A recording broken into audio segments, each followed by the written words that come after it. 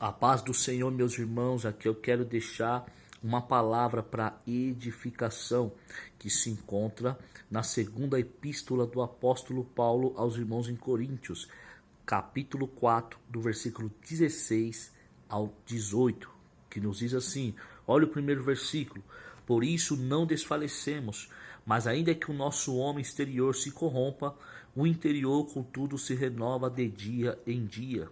Querido, aqui nesse primeiro versículo, Paulo nos aconselha a não desfalecer, ou seja, a não desistir, porque ele afirma que mesmo enfrentando dificuldades, perseguições, lutas, ainda que o seu corpo se deteriore, se destrua, o interior se renova de dia em dia. Então nós precisamos, querido, permanecer para que a gente possa receber os galardões que são presentes do Senhor.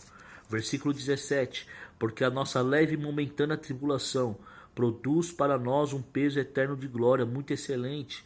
Paulo chama, querido, a tribulação de leve e momentânea, porque ele diz que tudo que nós passamos aqui vai ter um peso eterno de glória, ou seja, você vai ser recompensado se você for fiel até o fim. Então quero te dar um conselho nesta tarde: ser fiel até o fim, e o Senhor vai te dar a coroa da vida. Jesus, ele disse: aquele que perseverar até o fim será salvo. Versículo 18: não atentando nós nas coisas que se vê, mas nas que se não vê, porque as que se vê são temporais, e as que se não vê são eternas. Queridos, nós não podemos andar por aquilo que vemos, mas sim nós devemos andar pela fé.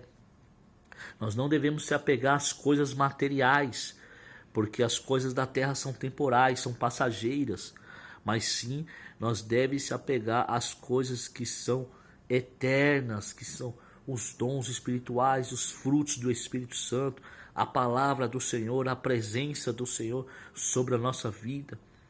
Temos este tesouro, querido, em vaso de barro, para que a excelência do poder seja de Deus e não de nós, ou seja, somos vaso de barro, mas Deus nos presenteou com o evangelho da salvação, com a sua presença, e nós precisamos valorizar isso. Tem muita gente ligada muito nessa terra, achando que quando morrer vai levar as coisas. Negativo, meu irmão. O maior bem do ser humano é a salvação da tua alma. O maior bem do ser humano é saber que o seu nome está escrito no livro da vida. Então eu termino dizendo, Romanos 10, 9, a saber, se com teu coração creres que Deus ressuscitou Jesus Cristo dos mortos, serás salvo, visto que com o coração se crê para a justiça e com a boca se faz confissão para a salvação. Que Deus te abençoe.